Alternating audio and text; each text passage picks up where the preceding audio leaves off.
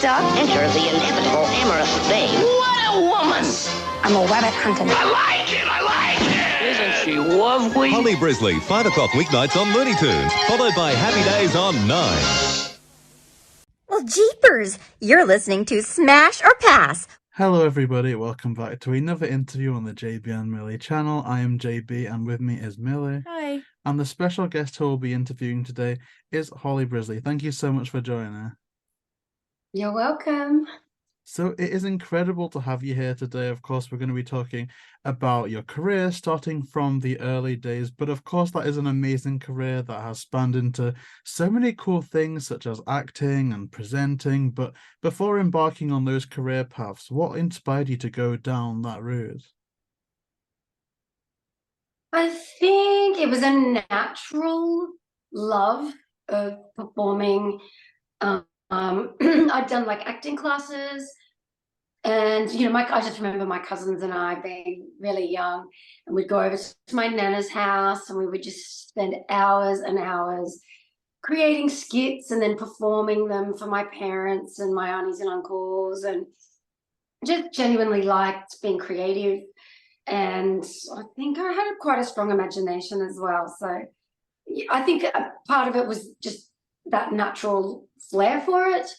And then I do remember being a kid, and your parents are always asking, oh, what do you want to be when you grow older? And I remember I said a couple of times, oh, I want to be an actor. And they almost, laugh at you. It's like, oh, as if you're going to be able to do that, or, that's a harder career. And I just remember being even more determined. And that really kind of drove me further. But look, I was very fortunate to grow up on the Gold Coast. And up here we had Warner Brothers Movie World at the time. It's changed to Village Roadshow. And so I had this phenomenal studio, backlot, not that far from where I was growing up. So I think that also helped create opportunities, and it just seemed like a possibility. So I got an agent when I was 12, and then I guess slowly worked my way up. Well, it's certainly been an exceptional journey, and there's so many projects that we're excited to kind of deep dive in on a little bit more. And of course, kind of, I guess, starting off, you were a host on Agro's Cartoon Connection for a number of years. So, I mean, going back to that project, do you remember what kind of, some of the highs were, some of the lows on that?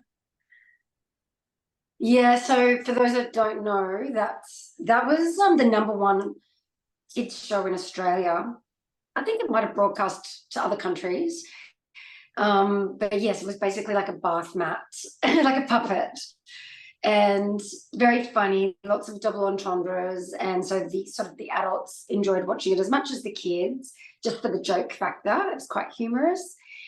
And I guess the best part for me, I was so young when I joined. I think I was 15 when I got the job. I started working on the show when I was 16. And they sort of handed over all this, I guess, creative control.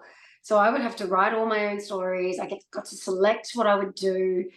And then I would go out and shoot them, come back, sit in on the edit, and, pick the music. Like, just, for a young girl, it was a lot. It was a lot to learn, but awesome.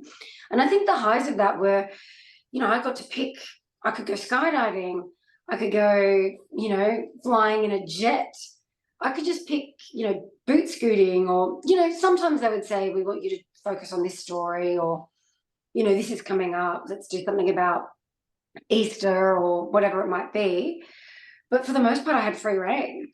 And so my husband's got a bit of a joke when we go to do something now. He goes, oh, wait, have you already done it on Agros? Because I feel like I got to do so much stuff. So yeah, that would be a high. I guess another high would be I'm still good friends. I kind of forged some really lovely friendships from that time. So that, another pro. I'm still in contact with them. Yeah, so it's really nice. Yeah, that just sounds absolutely amazing. I think a lot of the things that were produced back then have that amazing quality about them, a little bit like the Scooby that we'll speak about later, where there's a lot of content and it's perfectly appropriate for kids and family viewing, but also there is the extra layer of things where it can be accessible for a bit of an edgier or older audience as well, which I think was something that we maybe lost a bit nowadays, but it was just incredible. And a lot of that also transitioned a little bit into stuff like the Looney Tunes show, which of course you worked on. For stuff like the Looney Tunes show, how familiar were you required to be with the Looney Tunes characters and just the intricacies of that Looney Tunes world? Well, I think I was young enough at the time that I had already, I had grown up watching those cartoons religiously. So, I was already vividly aware of the characters that appeared on those cartoons. I think everyone was at that age, like, that was our life. We were just immersed in cartoons, and they were kind of the old school cartoons back then too. I think they're different these days, but yeah, I didn't, it probably wasn't a full prerequisite that I needed to know every single character, because most of the job was around, coming back from the cartoon and having scripted, I was mostly doing auto cue, but I had spent a lot of time with the producers and the writers critiquing what we were going to say, and then I got to get dressed up in fancy outfits, and it was fun. So yes, I mean, in an ideal world, it would have been great to jump in the cartoon and be really familiar with them, but for the most part, it was myself in a studio, coming back and forwards, with all the cast and crew there, bouncing off them, like, oh, is that okay? So, I remember always thinking, oh gosh, I hope I delivered that well. It was kind of live to tape most of the time. But yeah, with the opportunity to redo if we needed to. So yeah. Yeah, of course. And what were some of your highlight memories from working on the Looney Tunes show? I think the crazy outfits. I remember at one point I did something, I don't know why I was wearing a skull.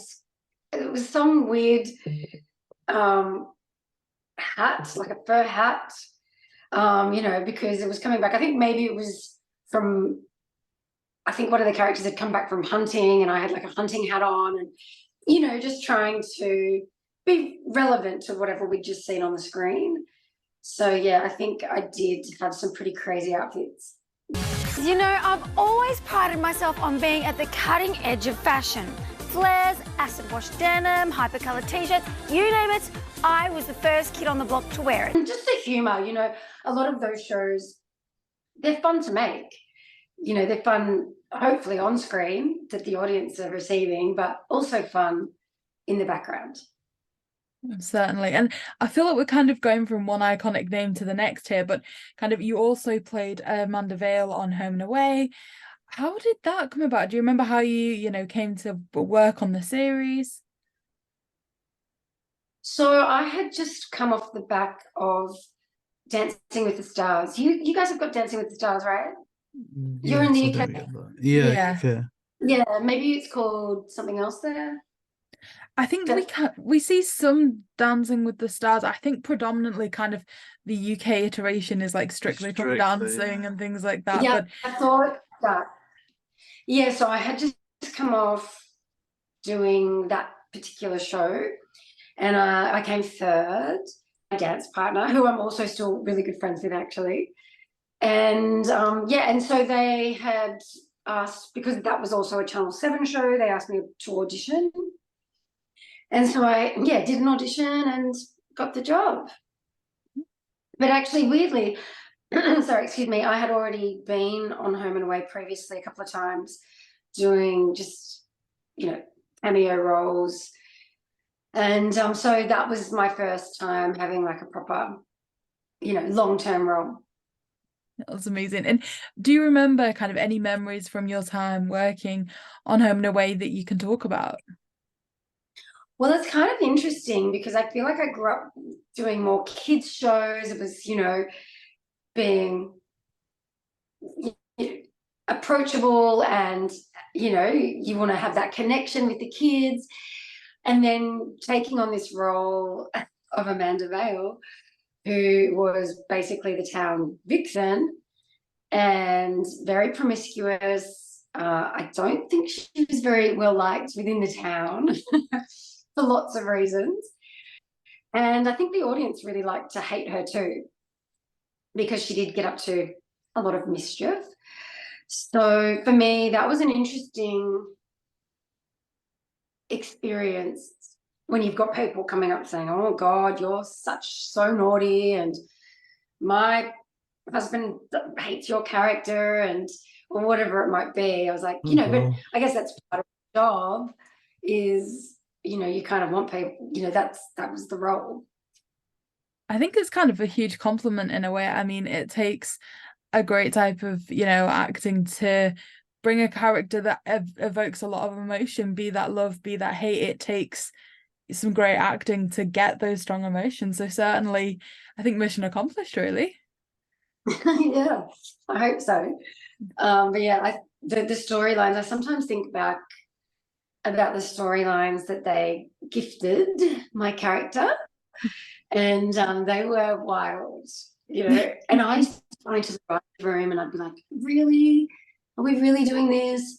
You know, like I think at one point she was dating her ex-husband's brother, and then she had an affair with her daughter's boyfriend that happened to be her nephew. And I'm like, what? And they go, it happens all the time. Just read the papers. You know, this stuff actually happens. So, you know, and often I would read the paper and I go, oh yeah, okay, I can see it now. Yeah, it sounds like such a wild journey. I mean, the writers' room sound like they had like a blast coming up with those different stories. And again, like Milly was saying, it does take a lot of special acting to warrant those types of emotions and feelings, especially one that is quite controversial, given that you've done so many incredible things more outside of that career, or outside of the acting and the presenting. And one thing that I saw, and I think that this did blow me away, is that you raised $50,000 for the Humpty Dumpty Foundation, which of course, you know, supplies essential equipment to hospitals, and that was just absolutely amazing to read about. What was it like to contribute to that charity and just that amazing cause? That was a very interesting. I'd only just had my son, and I went to a charity event with a friend of mine, and they were trying to recruit people for that, you know, the following year's hike for the Humpty Dumpty Foundation. And I went to this thing, and I think I must have been, you know, postnatal, you know, emotions are high, basically, you know, you've got the hormones raging. And I remember going, and they did this presentation, and I was just so moved by it, you know, I'm crying, and I was like, and my girlfriend just looked at me and she goes, I think we should sign up. And I was like, okay, all right, let's do it. And so I signed up and together. And, you know, I just remember having to train for this hike. And I had this baby under 1 year old. And I'd have to get the hiking pack on, and he'd be in my backpack, and we'd go for these huge long walks just to try and prepare ourselves. And yeah, and then that was one part of the journey, was actually the physical preparation. But then the other component was every single person had to raise $50,000 to go on this hike. And it was no easy feat, you know, it was really hard to raise that money. But we did it, you know, when you put your mind to something, it's quite incredible what you can accomplish. Unfortunately, I didn't quite make it to the top. I made it to the night before summit. And that day I just felt really unwell, and I couldn't think properly. And I felt like I was on another planet. You know, people were talking to me, and I was just, it was horrible. And basically, I think it's quite a common thing, but I was a bit annoyed with my dad, actually, because he said to me afterwards, he goes, well, I could have told you I'm hopeless at altitude. But you get to a particular point, and basically what happened to me is I got pulmonary edema. which is all the capillaries in your lungs start to burst, and you literally start drowning in your own blood and suffocating, from the blood of the burst capillaries. And also there's a lot of inflammation, and even my head, I just felt like I had edema everywhere, which is, the swelling. It kind of felt like my brain was swollen as well. So and the only thing that can help is to go back down. So, but it's interesting, they don't have helicopters, or I think it's too high for choppers to reach. And so the only way down is to walk yourself back down. Oh, wow. That sounds really, really harrowing, but it's incredible that you went on that journey to climb Kilimanjaro, especially for such a good cause. And then that illness that you encountered, which that alone, overcoming that must have been a real feat in terms of strength and endurance, and it sounded physically draining. But in terms of the mental capacity, what was that like on top of all of the physical stuff that was going on?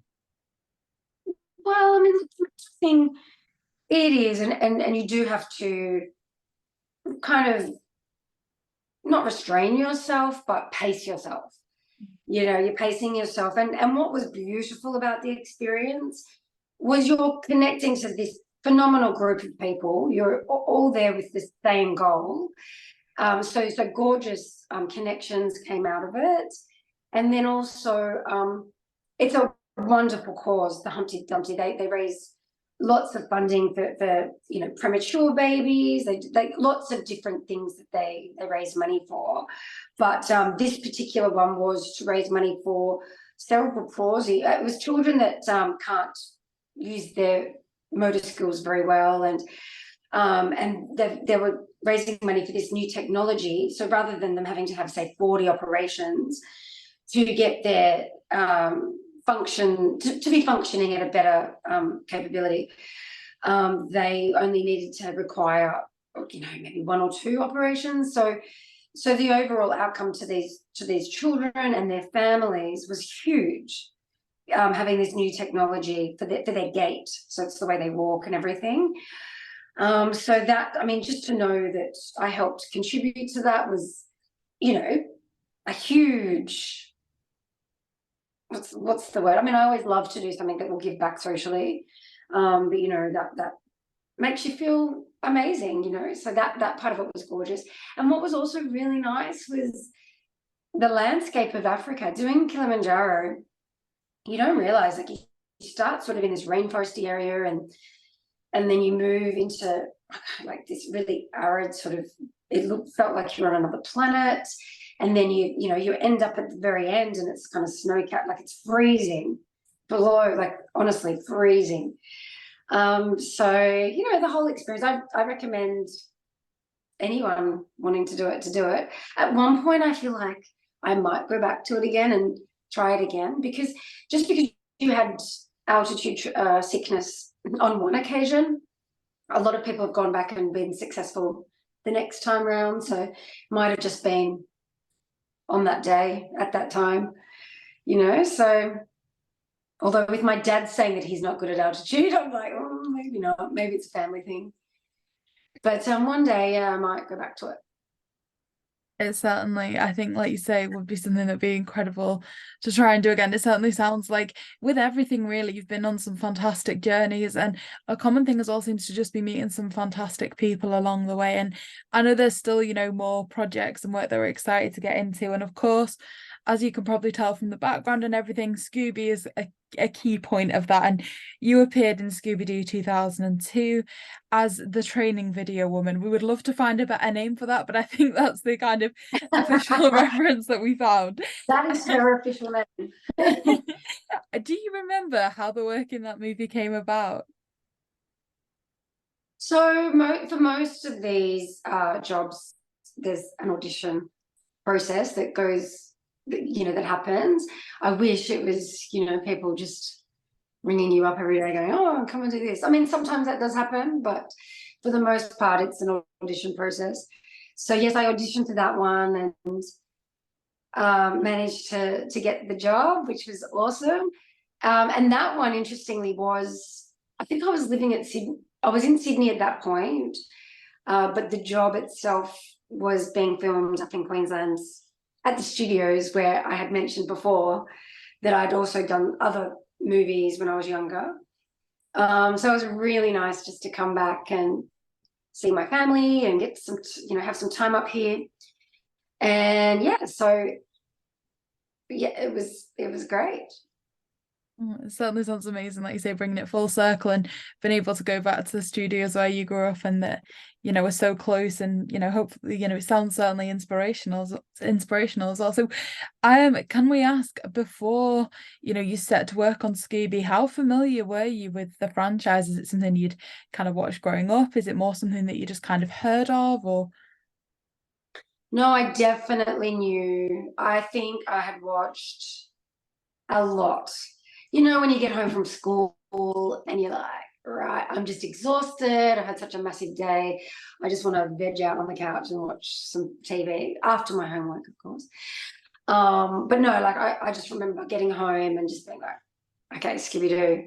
It must have been on, for a number of years in the afternoon when I got home. So, and yeah, I used to watch it a lot. All those mysteries that they always seem to be able to solve at the very last minute. Daphne was always the cluey one, right? But then, yeah, they all sort of took turns in finding those clues. Yeah, definitely one that's resonated with generations starting in 1969 and still going strong to this day. So it's something that will probably way outlive my life personally and go on to that generation and keep on transcending with different stories, which I think is absolutely incredible. And of course, you've mentioned that audition process. What was that like? Was that like, did you have to say scenes from the movie, or what was it like? What did you know what they were looking for at that time?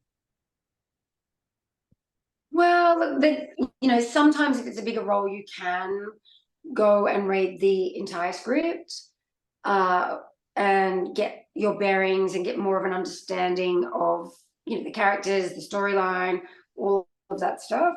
From memory, this was a smaller role, so no, you often get just the actual scene itself, asides, and yeah, you just do your best.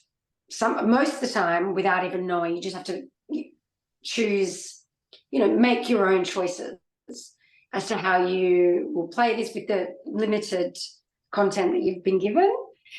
And obviously, I knew the genre pretty well, so yeah, I just did the best I could with what I was given. And yeah, I'm a vital clue. The woman, so in the video woman. I know, I wish they'd given her a name as well, but yeah, it would have been cool because it is such an iconic scene, and of course you do so well presenting that across, and then that leads to such, I want to say, wacky 2000s humor incarnate with all the characters acting out weird things from that era is a really, really funny and pivotal scene as well. When reading your lines, after being cast on everything, how much were you told about the context of your scene? I knew that it was a vital clue. But most, like, my stuff was done. I did go to the wrap party and I did go to, I had other moments on set, but they were fleeting, you know what I mean? Like with all the other actors and stuff. So because all of mine was done solo in a studio with a green screen. So yeah, I was kind of in the dark about a fair bit of stuff. All those American projects, pretty secretive. Because I get so invested in the lore with some of these Scooby things, because obviously the whole movie is about an island where their souls are getting extracted and they're getting replaced by these demons. So it's kind of like, did the villains behind this whole elaborate plan, did they hire someone to present the tape? Is there someone else that's been transferred? Are we going to see all the characters that we're seeing on their side at the end? Like, it's kind of like, I'm wondering what all that is going, what's happening in terms of that. And you mentioned that a lot of your stuff was green screen, but did you ever go to, say, I forget where the whole recording took place, but I think Spooky Island was on Tangalooma Island. Did you ever get to go there? I didn't get to go there for the actual production, like for filming, but I have been there before. It's awesome. It's really cool. You can go and feed dolphins, and it's a cool island. But yeah, again, because I grew up in Queensland, I used to spend a fair bit of time going over to North Stradbroke Island and Moreton Bay Island, and there's some pretty cool places that you can have like great wildlife experiences. The ocean's beautiful. It's just kind of nice place to visit. I think it's fair to say that it is kind of like number one on our kind of dream holiday destinations for the future. So certainly we're hoping one day that we'll get to make the trip there. And I guess you were saying kind of, the recording being on green screens, things like that. This Scooby movie was kind of notorious with having details of the story and scenes either changed or removed. And it seemed to go through an entire process in that there seemed to be two iterations of this movie, one that we unfortunately didn't get to see and one that we did that was still absolutely fantastic. Do you remember any changes to your character or any lines that you kind of remember recording that never actually ended up getting into the final article that we saw on DVD and in the theatres? Not in my experience. But look, on a lot of those, I don't know if it's just Scooby Doo that does that. I feel like a lot of these American productions, you get your rainbow pages with script revisions, and so everyone's on the same page. If they do, an actor decides that it sounds better this way, and they've talked to the director, and they decide that it's actually going to work a particular way, and then they make that definite change, then yes, everyone gets that updated page with change. So I do think it's quite common. And also I think on these really like that Scooby Doo, I sometimes look on I don't know if you guys ever follow IMBD, which is so if you can go on there, and if you're a pro, you've got a pro account, then you can, I don't know if it's just on the normal IMBD or if you just need a proper professional account, which I think anyone can sign up to, but for a fee. And, you can see what films gross, what they've brought in. And Scooby Doo, I can't remember off the top of my head, but it's mega, the amount of money that film brought in, huge. And so, like for things that are productions that are that huge, you don't want the cat getting out of the bag on what the ending is, particularly for something that's like a murder, like not murder, but a mystery. I think that they go to great lengths to ensure that the audience don't know the ending before it's in the cinemas. So I don't know how much of that would be them avoiding only the essential people knowing what actually happens, you know what I mean? And how much of it was just natural changes over the course of the film. Yeah, no, certainly. And I know even now, kind of 20 years, well, we're now over 20 years on, that this is still a movie that is just there to see on the TV. It's still something that you see reruns of. I know my dad was watching TV, and obviously with us having a Scooby podcast, he was quite interested to see that it was on the TV. I'm sure it was like a couple of weeks ago it was on. It is still such an important movie to so many people, us included. And from your time working on Scooby, was there perhaps a member of the cast, the crew, or even just a character that you think resonates with you quite well that you kind of wish that you got to spend more time with? Well, I've had this sort of I've never shared this before, but when I started in my career, I started doing extra work, and I think Isla Fisher was in one of the series that I kind of started out. She must have been really young. I don't know. I think we're not too dissimilar in age. I think she might be a bit older.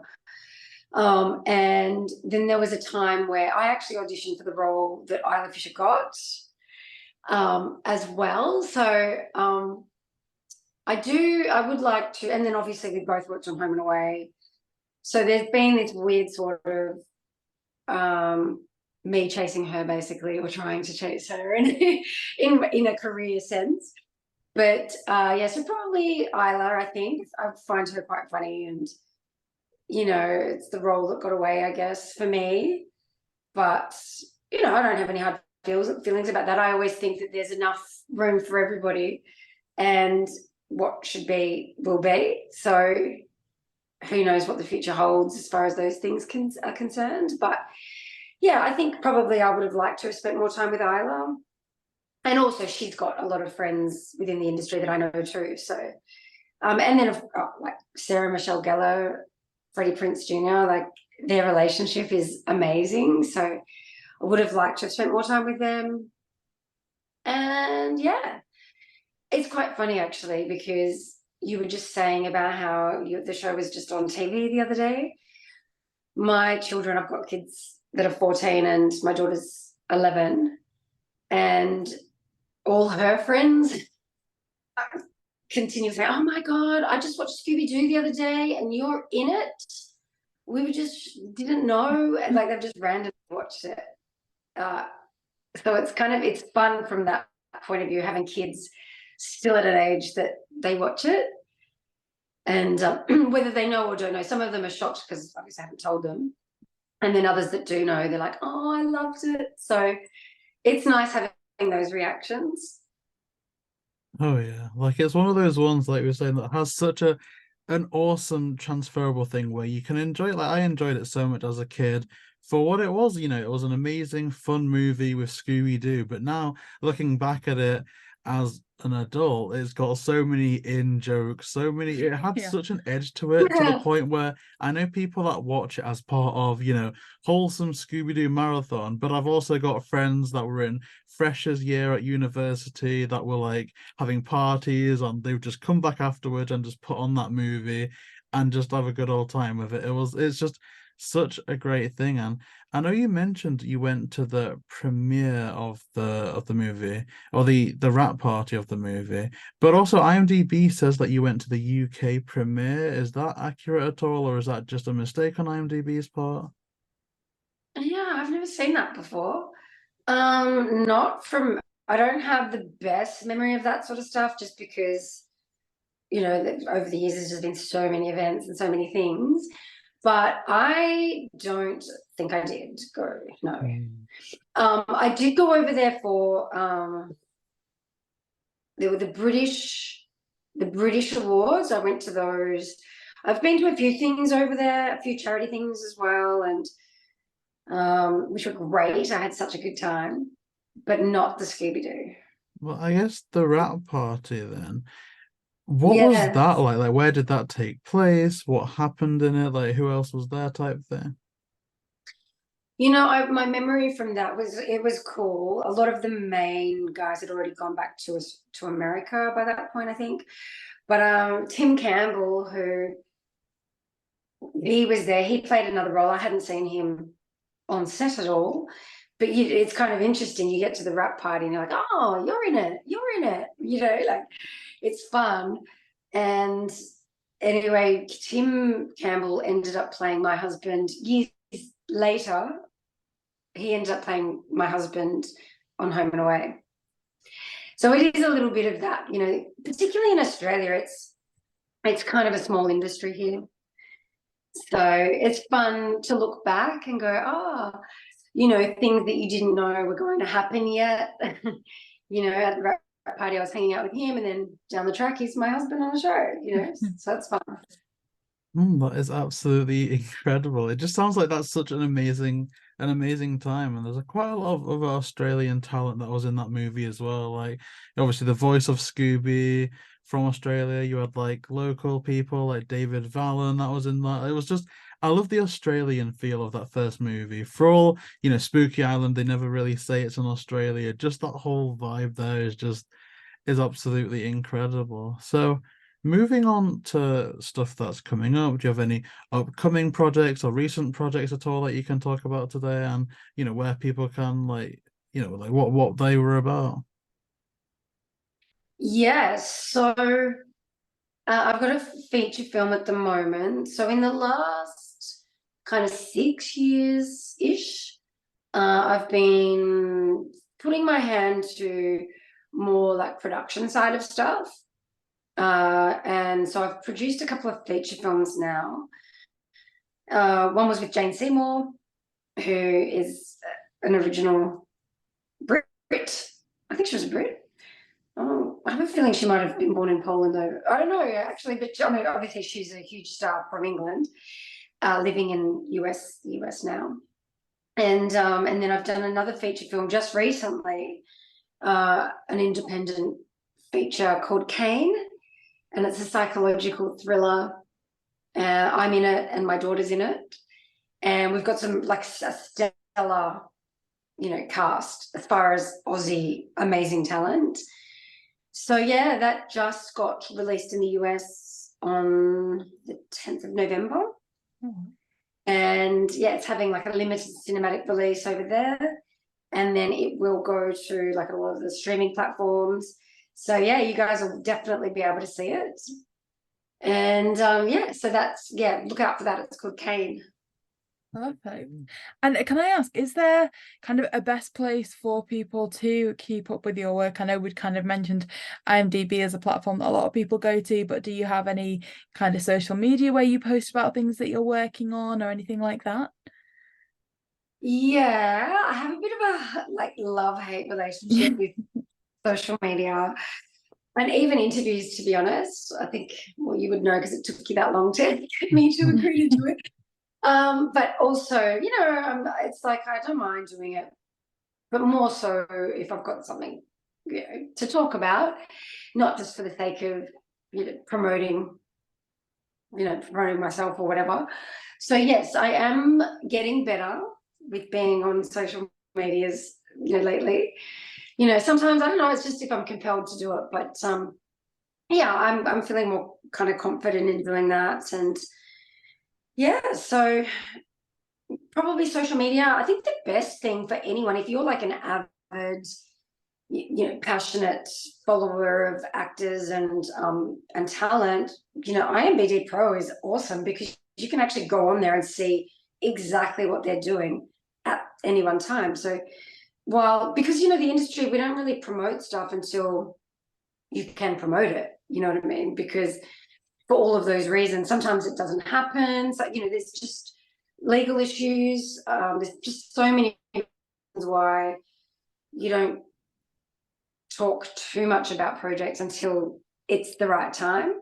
So, but if you do want to know what people are doing, you can go onto IMDb Pro and you can see if they've got something at a script, at script, or if they're in pre-production, if they're in post-production, and, the whole string of things that they're doing. So that's kind of really the best way. But for me personally, I do, probably Instagram.